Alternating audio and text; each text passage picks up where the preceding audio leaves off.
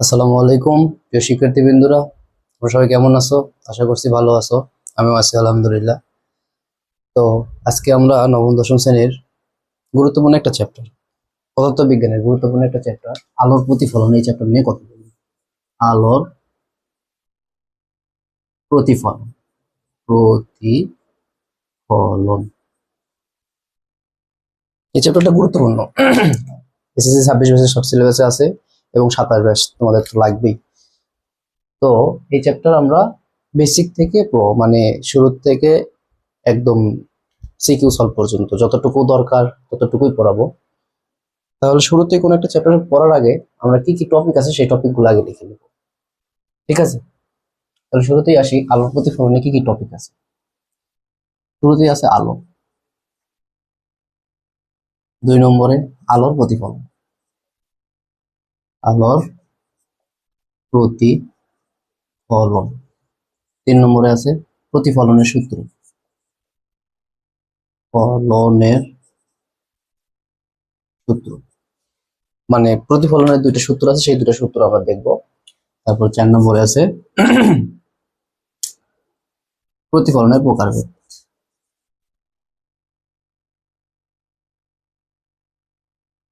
এর প্রকারভেদ। 5 নম্বরে আছে দর্পণ, মানে প্রতিফলক পৃষ্ঠ যেটাতে আলো আপতিত হবে আবার প্রতিফলিত হবে। এই দর্পণ প্রধানত 2 রকম, 2 প্রকারের। একটা হচ্ছে সমতল দর্পণ, আর আরেকটা হচ্ছে গোলীয় দর্পণ।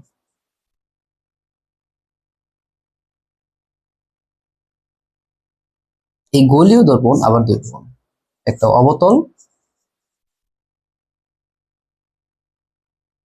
আর আরেকটা হচ্ছে উত্তল দর্পণ।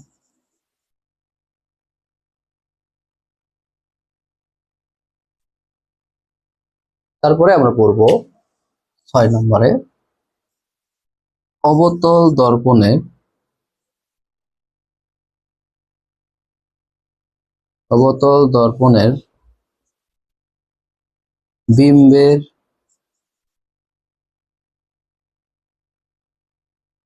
রশ্মিচিত্র।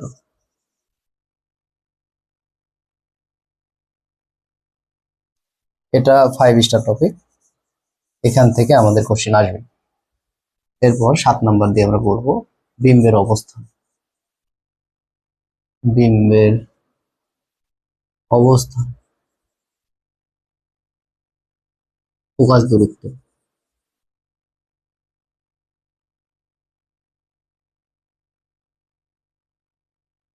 দূরত্ব নির্ণয়,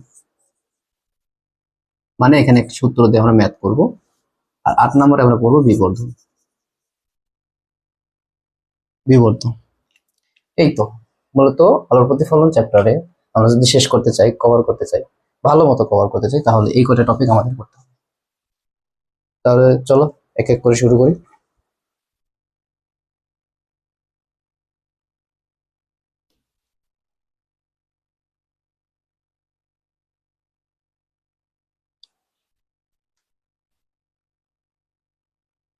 তো 1 নম্বর টপিক যেটা ছিল সেটা কি ছিল? আলো। হিডিং দাও, আলো। তাহলে আলো কি, শুরুতে এটা যদি ক নম্বরে আসে তাহলে আমরা এটাই লিখবো যে আলো কি, এটা আসছে বা আমরা জানার জন্য করবো। আলো হলো এক প্রকারের শক্তি, যেমন আমরা পড়ছি তাপ শক্তি, বিদ্যুৎ শক্তি, যান্ত্রিক শক্তি, গতিশক্তি, বিভব শক্তি। তো আলো এক প্রকারের এরকম একটা শক্তি, যা কি করে আমাদের চোখের যে রেটিনা আছে, রেটিনাতে গিয়ে দেখার অনুভূতি চালায়। বোঝা গেছে? তাহলে দেখো, আলোর সংজ্ঞা যদি আসে তাহলে আমরা বলবো আলো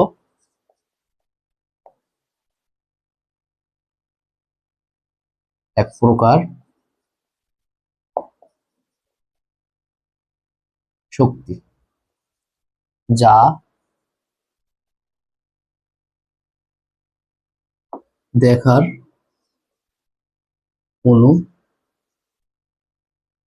অনুভূতি জাগায়।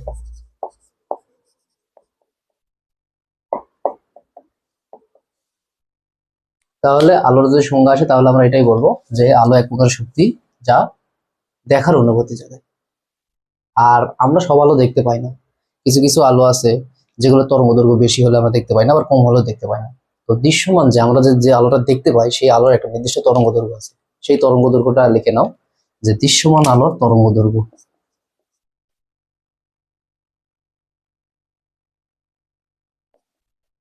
দৃশ্যমান আলোর তরঙ্গদৈর্ঘ্য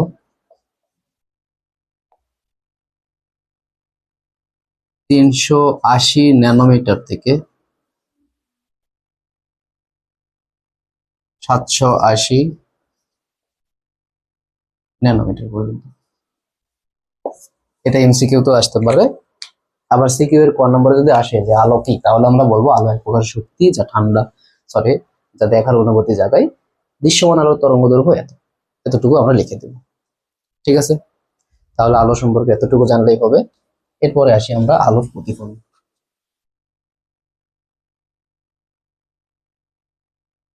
তাহলে 2 নম্বর কি ছিল?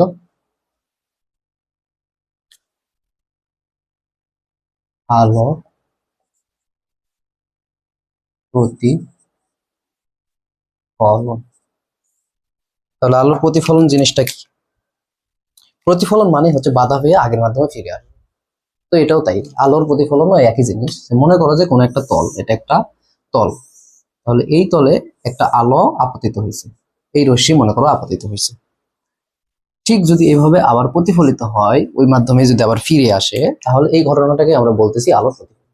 তাহলে আলোর প্রতিফলনের যদি সংজ্ঞা আসে, তাহলে আমরা বলবো কোন একটা মাধ্যমে আলো আপতিত হয়ে যদি আবার আগের মাধ্যমে ফিরে আসে, তাহলে তাকে বলতেছি আলোর প্রতিফলন। তাহলে এটাও লিখে নাও, আলোর প্রতিফলন কাকে বলে? যে কোনো মাধ্যমে মাধ্যমে আচ্ছা, এটা দেখা যাচ্ছে না এই লেখা মনে হয়, আমি লাল কালি দিয়ে লিখে দিচ্ছি।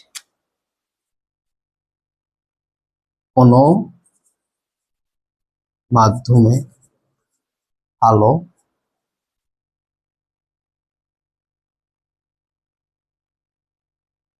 আপতিত হয়ে হয়ে যদি আগের মাধ্যমে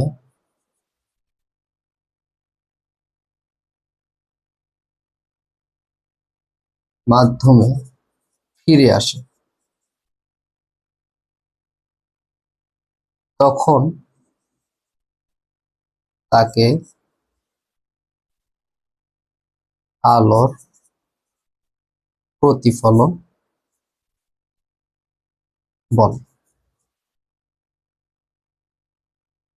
তাহলে আলোর প্রতিফলন কি বলতেছে? যে কোনো মাধ্যমে আলো আপতিত হলো, এই যেটা একটা মাধ্যম বা একটা তল, সেই তলে আলো আপতিত হয়ে আবার ওই মাধ্যমেই ফিরে গেছে। দেখো, আলো এই পথে গিয়ে আবার এই পথে চলে গেছে, তাহলে এই ঘটনাটাকে বলতেছি আলোর প্রতিফলন। তাহলে দেখো, আলোর প্রতিফলন আমরা বুঝলাম। তাহলে এখন করবো আলোর প্রতিফলনের সূত্র। আলোর প্রতিফলনের সূত্র বোঝার জন্য আগে আমাদের এই যে একটা চিত্র আঁকাইছে, দেখো, একটা রশ্মি আপতিত হয়েছে আর একটা রশ্মি প্রতিফলিত হয়েছে, এটা একটা তল বললাম। তাহলে এগুলোর একটু নামকরণ আমাদের জানতে হবে। এই যে যে যে পথে আলো আপতিত হয়, যে রশ্মিতে আলো আপতিত হলো, এই রশ্মিটাকে আমরা বলতেছি আপাতিত রশ্মি। আপতিত রশ্মি। আর যে পথে প্রতিফলিত হয়, এই রশ্মিকে বলা হচ্ছে কি? প্রতিফলিত রশ্মি। ফলিত রশ্মি। আর যে তলে আলো আপতিত হয়, এই তলটাকে বলা হচ্ছে কি? প্রতিফলক পৃষ্ঠ। প্রতিফলক পৃষ্ঠ মানে যে পৃষ্ঠে আলো প্রতিফলন হয়, সব পৃষ্ঠে আলো প্রতিফলিত হয় না। তুমি যদি একটা আয়না নিয়েছো, সেই আয়নার যদি অপর পাশে প্যারাল লাগানো না থাকে, যেমন একটা কাঁচ ধরো, তাহলে কাঁচের এই পাশে আর এই পাশে যদি কোনো প্যারা লাগানো না থাকে, কোনো প্রলেপ না দেওয়া থাকে, তাহলে আমাদের স্পষ্ট বিম্ব দেখতে পাই? আমাদের স্পষ্ট প্রতিবিম্ব দেখতে পাবো? দেখতে পাবো না।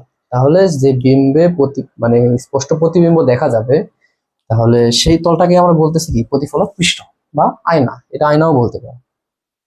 তাহলে প্রতিফলক পৃষ্ঠ। আর এখানে আরেকটা জিনিস জানতে হবে, সেটা হচ্ছে প্রতিফলক যে বিন্দুতে আলো আপতিত হয় এবং প্রতিফলিত হয়, সেই বিন্দুর উপর যদি আমি একটা লম্ব কল্পনা করি বা লম্ব যদি আঁকি, এই লম্বকে বলা হয় অভিলম্ব। অভিলম্ব। এই কয়টা জিনিস আমাদের জানতে হবে। তাহলে কি বললাম, যে রশ্মিতে আলো আপতিত হয় এই রশ্মিটাকে বলা হয় আপতিত রশ্মি, যে রশ্মিতে আলো প্রতিফলিত হয় সেই রশ্মিকে বলা হয় প্রতিফলিত রশ্মি, যে যে পৃষ্ঠের উপর আলো আপতিত হয় সেই পৃষ্ঠকে বলা হচ্ছে প্রতিফলক পৃষ্ঠ, আর যে বিন্দুতে আলো আপতিত হয় এবং প্রতিফলিত হয় সেই বিন্দুতে যদি পৃষ্ঠের উপরে আমি একটা লম্ব অঙ্কন করি সেই লম্বটাকে বলা হচ্ছে কি অভিলম্ব। এখন আরো দুটা জিনিস জানতে হবে, সেটা হচ্ছে যে এই অভিলম্ব অভিলম্ব প্রতিফলিত রশ্মির সাথে যে কোণ তৈরি করে এটাকে বলা হয় আপতন কোণ, আই দ্বারা প্রকাশ করে, এবং প্রতিফলিত রশ্মি অভিলম্বের সাথে যে কোণ তৈরি করে এটাকে বলা হয় প্রতিফলন কোণ বা আর দ্বারা প্রকাশ করে। তাহলে আমি আবারও বলতেছি যে আপতন কোণ আর প্রতিফলন কোণ জিনিসটা কি। আপতিত রশ্মি অভিলম্বের সাথে যে কোণ তৈরি করে এটাকে বলা হয় আপতন কোণ, প্রতিফলিত রশ্মি অভিলম্বের সাথে যে কোণ তৈরি করে সেটাকে বলা হয় প্রতিফলন কোণ। বোঝা গেছে? তাহলে প্রতিফলন বোঝার জন্য এই কয়টা এই চিত্রটা আমাদের জানতে হবে। তাহলে আমি এই চিত্র সম্পর্কে ভালো করে বলে দিলাম, আশা করছি বুঝতে পারছো। না বুঝলে আবার ভিডিওটা টেনে আবার আগে থেকে দেখবা। তাহলে দেখো, তাহলে প্রতিফলন জিনিসটা বুঝলাম, এখন আমরা বললাম কি যে প্রতিফলনের সূত্র পড়বো। তাহলে সেই প্রতিফলনের সূত্র বোঝার জন্য এই চিত্রটা বোঝা জরুরি ছিল। চিত্রটা বুঝলাম, এখন আমরা বলবো প্রতিফলনের সূত্র। প্রতিফলনের দুইটা সূত্র আছে, প্রতিফলনের দুইটি সূত্র। তাহলে এক নম্বর সূত্র সেটা হচ্ছে যে প্রতিফলনের প্রথম সূত্র বলতেছে যে আপতিত রশ্মি, যে এই রশ্মি, প্রতিফলিত রশ্মি এই রশ্মি এবং অভিলম্ব এরা একই সমতলে থাকবে। বোঝা গেছে? দেখো এটা একই সমতল, এটা একটা তল, তাহলে এই তলের উপরেই তো আছে অভিলম্ব, আপতিত রশ্মি এবং প্রতিফলিত রশ্মি একই তলে আছে না? তাহলে এটাই হচ্ছে প্রথম সূত্র। তাহলে কি বলছে, আপতিত রশ্মি, প্রতিফলিত রশ্মি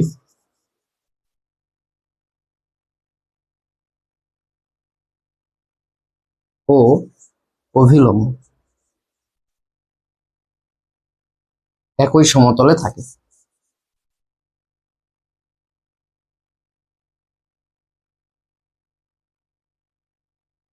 এটা হচ্ছে প্রথম সূত্র।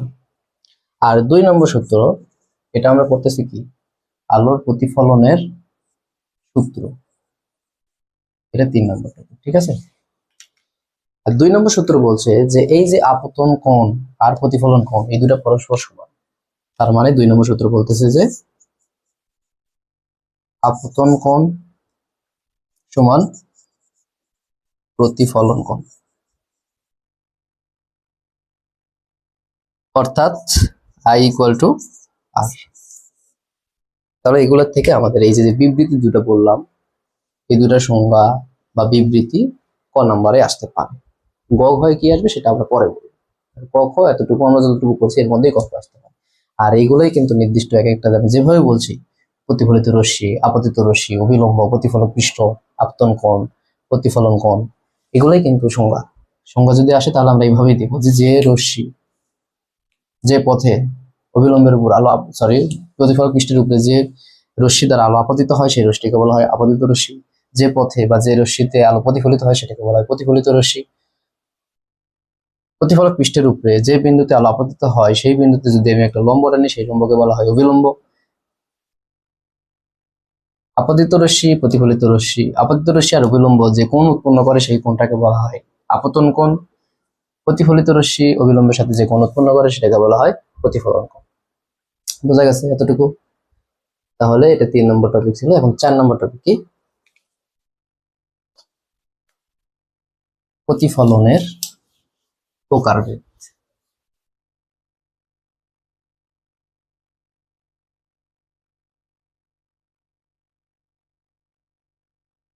এখানে 4 নম্বর দাও, দিয়ে লেখো প্রকারভেদ।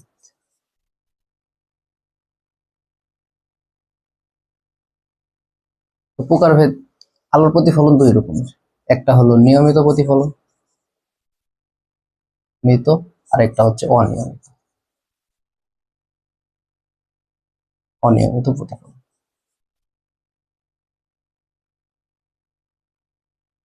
এটা বোঝার জন্য আগে আমি নিয়মিত প্রতিফলনটা বুঝাই দিই। এই যে দেখো কিছুক্ষণ আগে আমরা একটা চিত্র আঁকেছি, আচ্ছা কালি সবগুলোই শুকিয়ে গেছে। দেখো এখানে আমি একটা চিত্র আঁকেছিলাম, বলছিলাম যে এরকম করে আলো আপতিত হলো, এটাকে বলা হয় অবিলম্ব। এটা হচ্ছে আই আর এটা হচ্ছে আর। এই মাধ্যমে কি হয়েছে বলতো, যদি তলটা মসৃণ হয়, মসৃণ যদি তল হয়, তাহলে আলোর নিয়মিত প্রতিফলন ঘটে। তার মানে আই ইকুয়াল টু আর হবে, সর্বদা আই ইকুয়াল টু আর। এটাকে বলেছি নিয়মিত প্রতিফলন।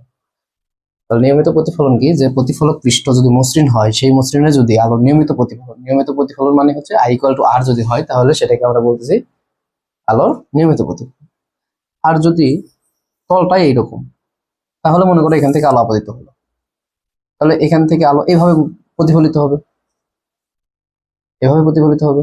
আর এটা মনে করো অবিলম্ব। তার মানে কি, এটা যাওয়ার কথা ছিল এইদিকে, কিন্তু প্রতিফলিত হওয়ার পর এইদিকে চলে গেছে।